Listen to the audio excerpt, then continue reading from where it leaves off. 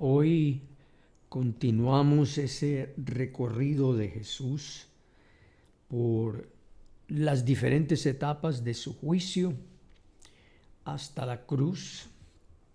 Y cuando hacemos este recorrido mediante las palabras de la Escritura, lo hacemos con corazón humilde, un corazón que reconoce que no somos competentes para estas cosas. No tenemos ni palabras, ni sabiduría, ni entendimiento humano para asimilar todo lo que hay escrito de estos sucesos en la vida de nuestro Señor Jesús. Así que solamente confiamos en la presencia del Espíritu Santo para darnos ese conocimiento, mostrarnos lo que de esos sucesos necesitamos para nuestra fe hoy en día. Quisiera que siguiéramos con el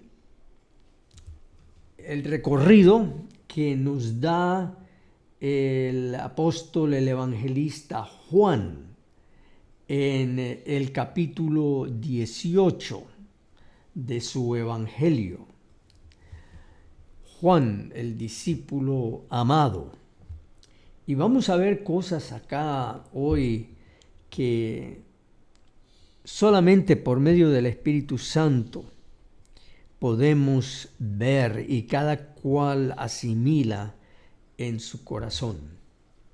Habíamos visto la última vez que Judas, mientras los discípulos dormían, Judas estaba despierto, tramando los servicios de una speira, una compañía de soldados romanos. Era el tiempo de la Pascua, cuando había muchísima gente en Jerusalén. Se multiplicaba la población de esa ciudad. Por lo tanto, para evitar cualquier motín, cualquier revuelta, los gobernantes romanos destacaban muchos más soldados a esta provincia y particularmente a la capital, a Jerusalén. Así que una speira, una compañía de soldados, era equivalente a unos 600 hombres. Era la 10ª parte de una legión. Y nosotros vimos con el ojo de la imaginación, como si nosotros fuéramos los productores de una película, en nuestra imaginación, toda esa colina iluminada por esas 600 antorchas, y eran más realmente, porque era el destacamento de soldados, más era la guardia del templo, como dice aquí en Juan 18, alguaciles de los principales sacerdotes y de los fariseos. Estos eran la guardia del templo judío. Ellos eran soldados judíos, no eran soldados romanos, muy bien entrenados, como ustedes saben. Hasta el día de hoy, los soldados de Israel son sumamente bien entrenados en lo que hacen, en defender, en proteger, en rescatar. Eso venía ya del tiempo del rey David. Así que no solamente eran los 600 soldados, sino era la guardia del templo. ¡Qué temor que le tenían a Jesús! Y se llegó allí con linternas y antorchas y con armas. Judas sabía que Jesús se reunía allí en ese lugar. Y entonces dice que Jesús se les adelantó preguntándoles: ¿a quién buscáis? Y ellos respondieron: a Jesús Nazareno. Jesús les dijo: yo soy. Y dice la palabra que cuando les dijo yo soy, retrocedieron y cayeron a tierra. Nuevamente en el versículo 8, Jesús nuevamente repite ese nombre divino, el yo soy. Esta era la gran ofensa a los judíos, que Jesús usaba, se atribuía el nombre divino, el nombre del yo soy, el que soy, el nombre que Dios mismo le había dado a Moisés, para que con ese nombre se presentara ante Faraón. Y por eso cuando Jesús usa el nombre divino, se revela su divinidad y cae al suelo la multitud de esos soldados y la chusma que venía con Judas al frente. Y el primero en caer fue Judas. Pero Cristo no estaba allí para hacer relucir su divinidad. Esto está escrito para que nosotros sepamos quién era el que se estaba entregando a favor de nuestros pecados. Es el mismo yo soy que se estaba entregando. Ahora yo quisiera hacer una comparación entre estas palabras de Cristo que dicen yo soy. Yo soy el que me entrego a este proceso. Yo soy el que estoy aquí a favor de ustedes. Y recuerden que Jesús estaba allí en primer lugar por el pueblo de Israel, su propio pueblo, el pueblo que Dios había escogido, su pueblo amado. Y Él estaba allí en primer lugar para dar su vida por ellos. Y no solamente por ellos, sino también por todos los que habían de creer por medio del testimonio de los discípulos. Así que Jesús les dice, yo soy. Ahora comparen las palabras de Jesús con las palabras de Pedro.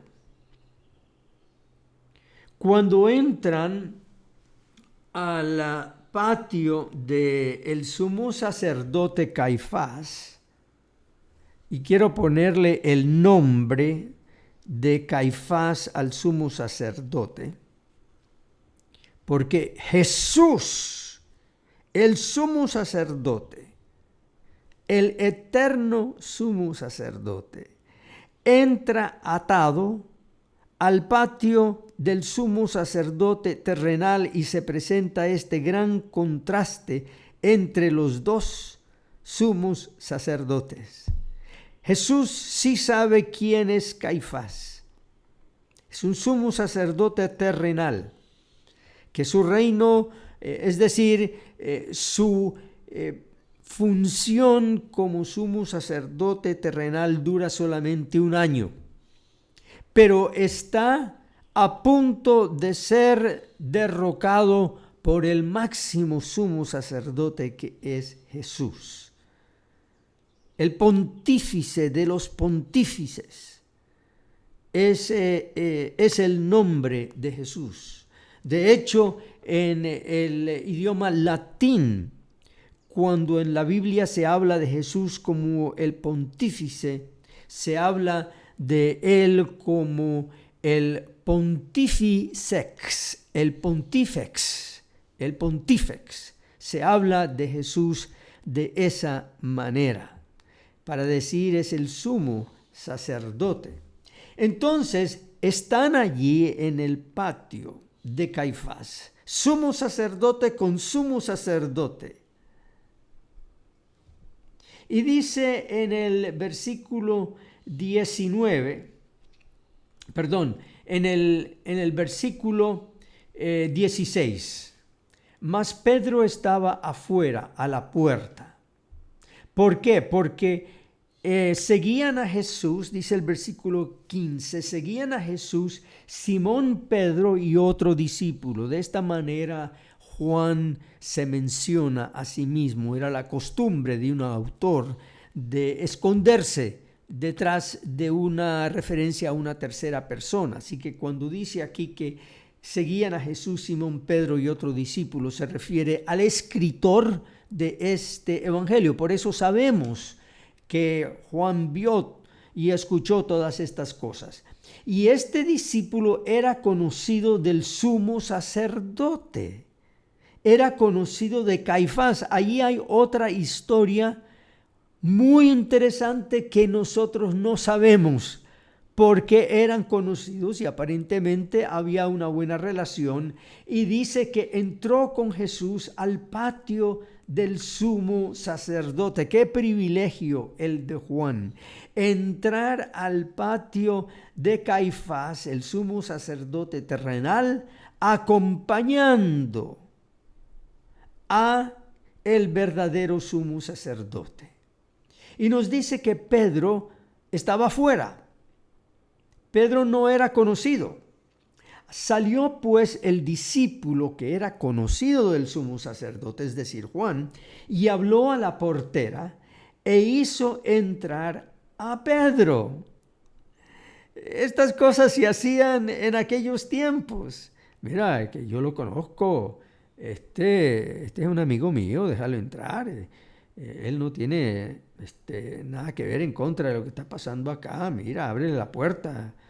Tú una cosa, conoces a mí, pues yo te lo recomiendo a él, déjalo pasar. E hizo entrar a Pedro.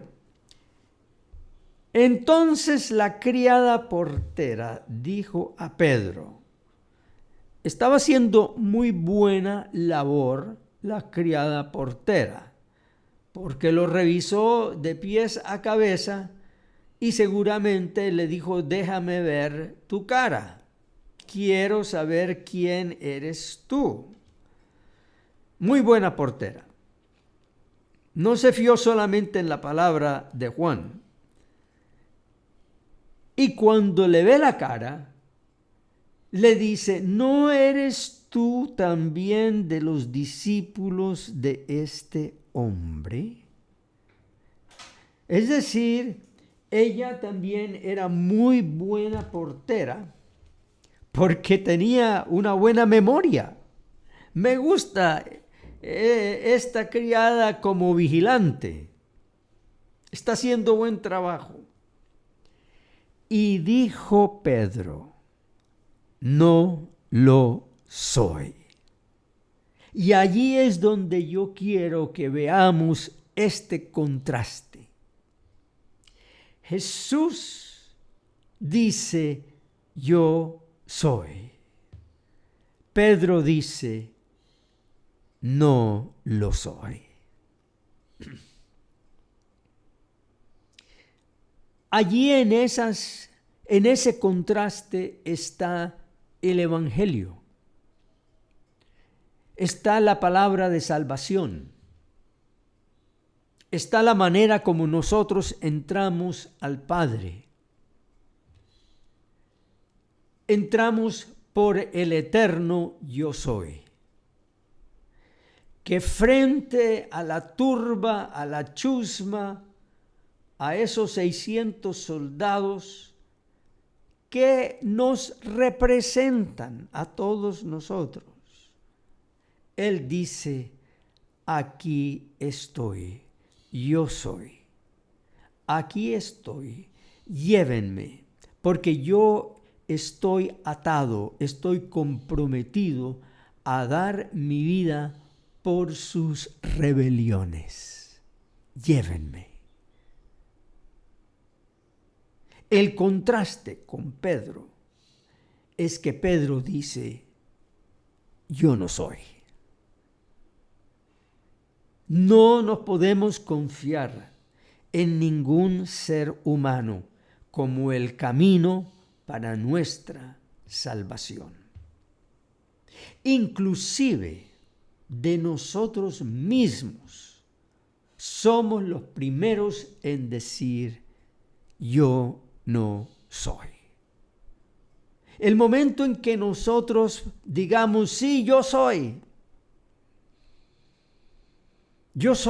yo tengo algo, yo he sido cambiado, yo he sido transformado, yo he sido lleno de santidad, yo tengo dones, yo tengo talentos, sí, yo soy. Entonces, estamos queriendo entrar por otra puerta que no existe, porque nosotros mismos no somos la puerta. Cristo es el yo soy. Y vamos a ver esto un poco más adelante, qué es lo que significa. Y realmente nos hace falta tiempo para poder sacarle el jugo a todo lo que hay acá. Entonces el sumo sacerdote preguntó a Jesús acerca de sus discípulos y de su doctrina. Está bien, el sumo sacerdote era quien dirigía los juicios a favor del Sanedrín. Así que aquí Caifás está haciendo su trabajo, está haciendo la indagatoria en ese juicio. Pero ya es un juicio pervertido, porque las mismas reglas de los juicios judíos no permitían que el proceso judicial comenzara de noche. Todo tenía que ser hecho de día. Y el proceso judicial lo habían quebrantado porque arrestaron a Jesús de noche. Pero bien, es llevado a Caifás, él hace la indagatoria. Jesús le respondió: yo públicamente he hablado al mundo, siempre he enseñado en la sinagoga y en el templo, donde se reúnen todos los judíos, y nada he hablado en oculto. ¿Por qué me preguntas a mí? Pregunta a los que han oído, ¿qué les haya yo hablado? He aquí, ellos saben lo que yo he dicho. Y allí Jesús les está recordando al sumo sacerdote de su obligación, porque según las reglas del juicio, el sumo sacerdote no solamente tenía que traer a testigos en contra, sino tenía que traer a testigos a favor. Y los testigos en contra tenían que dar un testimonio parejo. No podía haber diferencia en los detalles que daba un testigo en contra y el otro, porque entonces se anulaban esos testigos y se anulaba el testimonio. Así que aquí Jesús le está diciendo al sumo sacerdote: ¿por qué me preguntas a mí que yo dé testimonio? Hay muchos que han escuchado mi testimonio, lo que yo he enseñado. ¿Dónde están tus testigos a favor?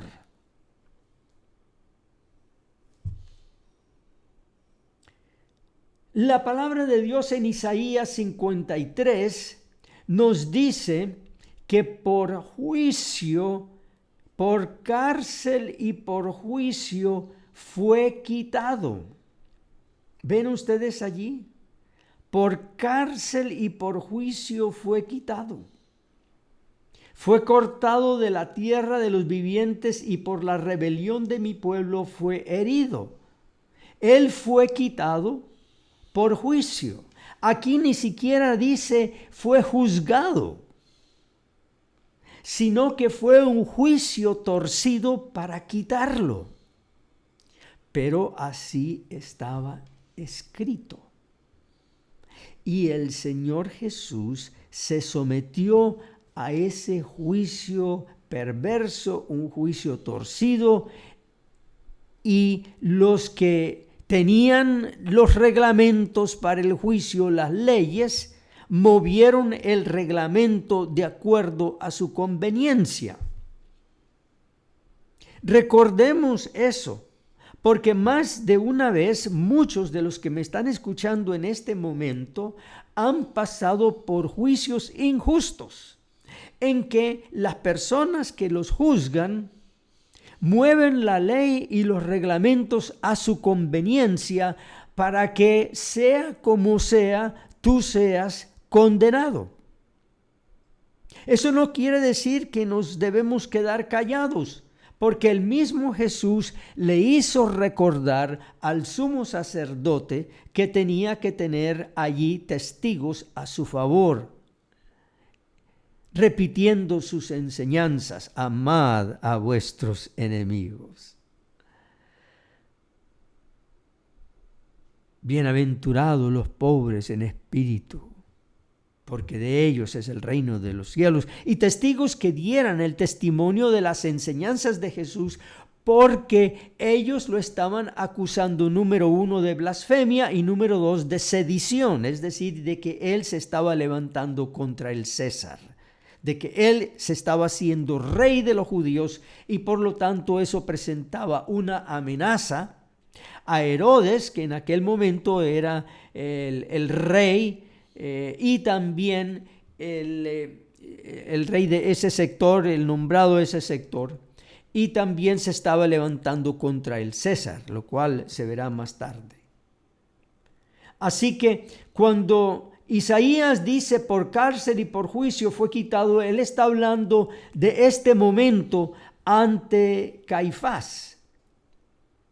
Y dice aquí que cuando Jesús hubo dicho esto, uno de los alguaciles que estaba allí le dio una bofetada diciendo: ¿así respondes al sumo sacerdote?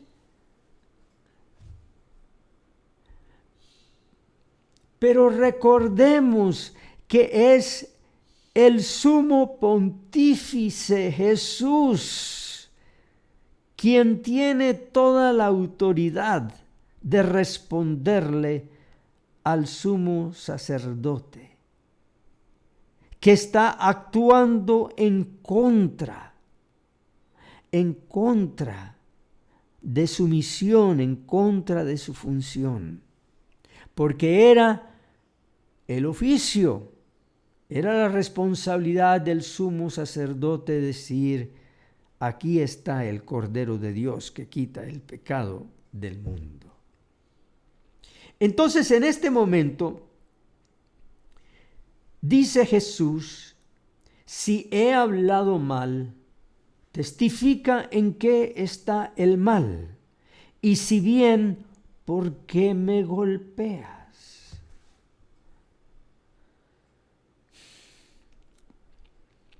Nosotros, por supuesto, queremos decir que si estuviéramos allí, si hubiéramos estado allí, jamás hubiéramos hecho lo que hizo ese soldado. Ese era uno de los guardias del templo. Él no sabía lo que estaba haciendo. Por eso Jesús más tarde dice: Padre, perdónalos, porque no saben lo que hacen. Y así con nosotros, a lo largo de nuestras vidas. Muchas veces hemos actuado de la misma manera o peor que este alguacil, golpeando con nuestras palabras o con nuestras acciones, con nuestro ejemplo ante nuestros hijos, ante nuestro esposo, a nuestra esposa.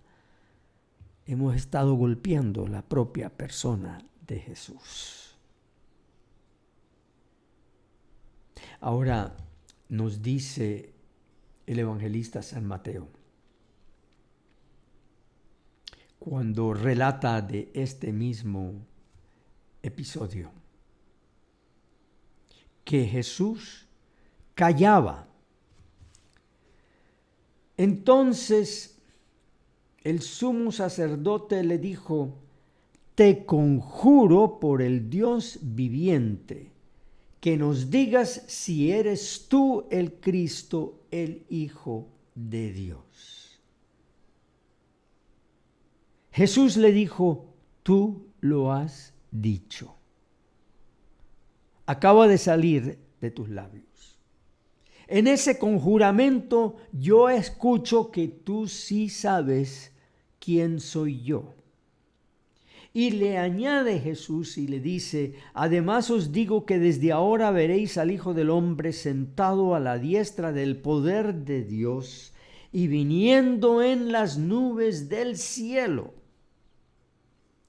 Entonces el sumo sacerdote rasgó sus vestiduras, diciendo: ha blasfemado. ¿Qué más necesidad tenemos de testigos? He aquí, ahora mismo habéis oído su blasfemia. ¿Qué os parece? Y respondiendo ellos dijeron: es reo de muerte.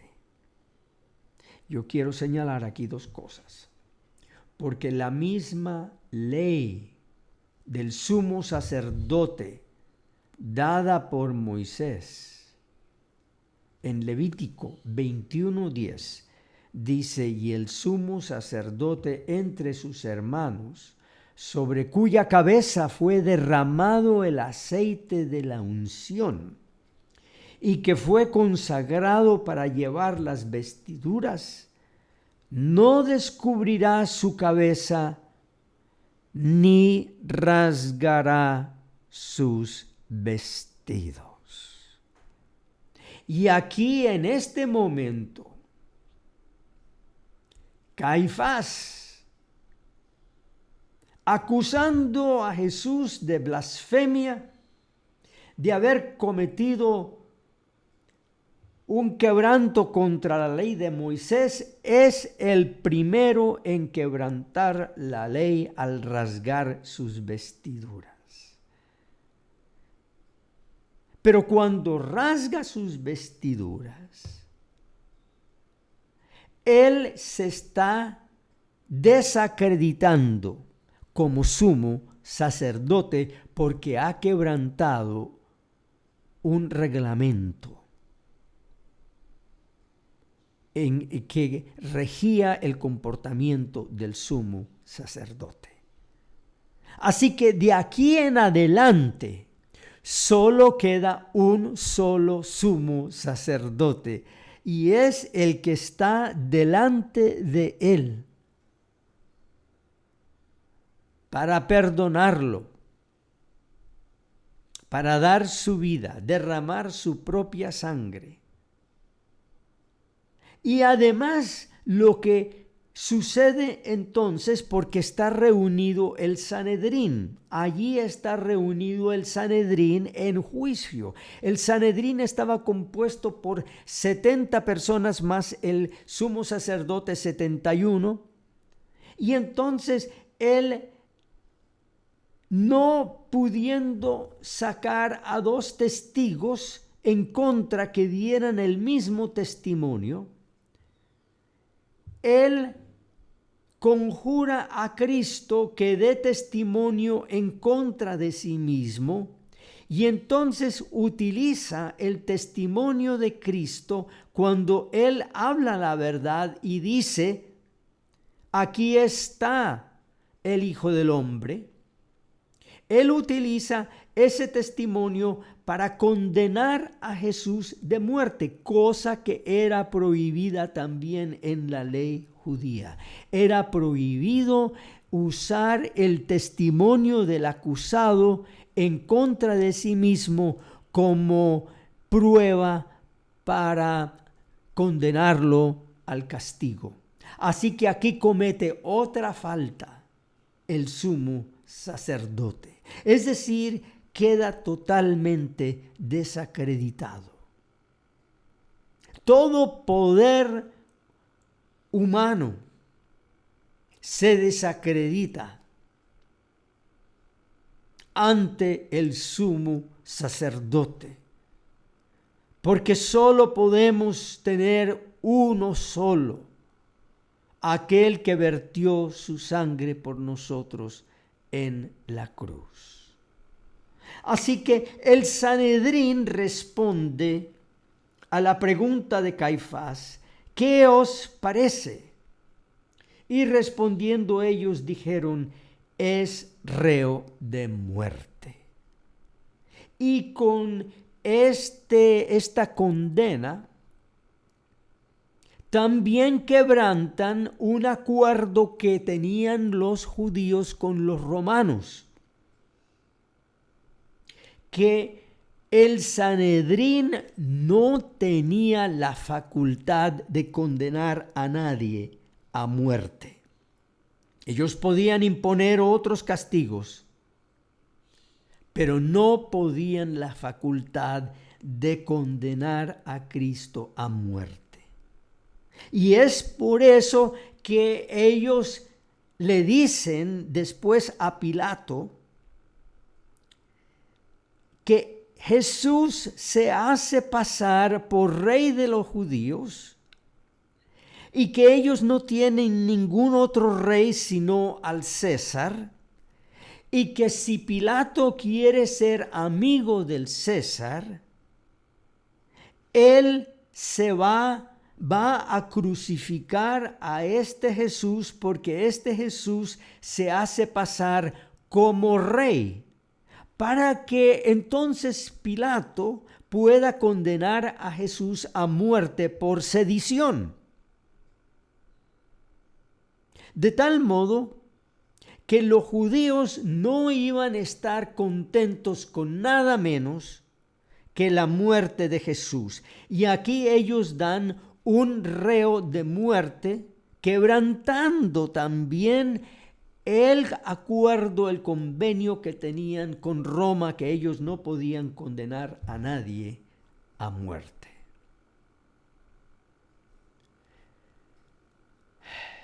Así que aquí está el Señor Jesús ante Pilato. Y Pilato se acerca a los judíos y les pregunta: ¿qué acusación traen contra este hombre? Y claro, ellos tenían que traer una meritoria acusación para que Pilato escuchara y le pasara vista al caso. Y ellos le dicen: si este no fuera malhechor, no te lo habríamos entregado. Y Pilato comienza a discutir con ellos y les dicen: tomadle vosotros y juzgadle según vuestra ley. Y los judíos le dijeron: a nosotros no nos está permitido dar muerte a nadie. Es precisamente lo que yo les acabo de decir. Pero ellos, ya como Sanedrín, ya habían dicho: es digno de muerte. Es decir, ellos no solamente traen a Jesús con la acusación, sino también con una condena. Para que se cumpliese la palabra que Jesús había dicho, dando a entender de qué muerte iba a morir. Entonces Pilato volvió a entrar en el pretorio y llamó a Jesús y le dijo: ¿eres tú el rey de los judíos? Jesús le respondió: ¿dices tú esto por ti mismo, o te lo han dicho otros de mí? Pilato le respondió: ¿soy yo acaso judío? Tu nación y los principales sacerdotes te han entregado a mí. ¿Qué has hecho? Respondió Jesús: mi reino no es de este mundo. Si mi reino fuera de este mundo, mis servidores pelearían para que yo no fuera entregado a los judíos. Pero mi reino no es de aquí. Le dijo entonces Pilato: ¿luego eres tú rey? Respondió Jesús: tú dices que yo soy rey. Pero luego Jesús añade estas palabras: yo para esto he nacido y para esto he venido al mundo, para dar testimonio a la verdad. Todo aquel que es de la verdad oye mi voz. Allí está Jesús atado, golpeado, lacerado, y le dice a Pilato: yo como rey he venido para esto, para estar atado y ser entregado por los pecados del mundo. Y esta es la verdad. No hay mayor verdad dada a los hombres, dada a la humanidad, que ese Cristo atado y crucificado por nuestros pecados es la manera como Dios nos da la eterna salvación y la paz con Dios aquí en este mundo. Esa es la verdad. Pon tus pies y tu corazón, tu cabeza, amarra tu vida a esa verdad. Que en ese Cristo atado ante Pilato está la verdad de Dios para tu vida, por medio de ese Nazareno, de ese yo soy. Tus pecados te son perdonados, ahora y para siempre. Amén. Mañana seguiremos con la siguiente parte. El Señor nos bendiga y que ponga esta verdad en lo más profundo de nuestro corazón.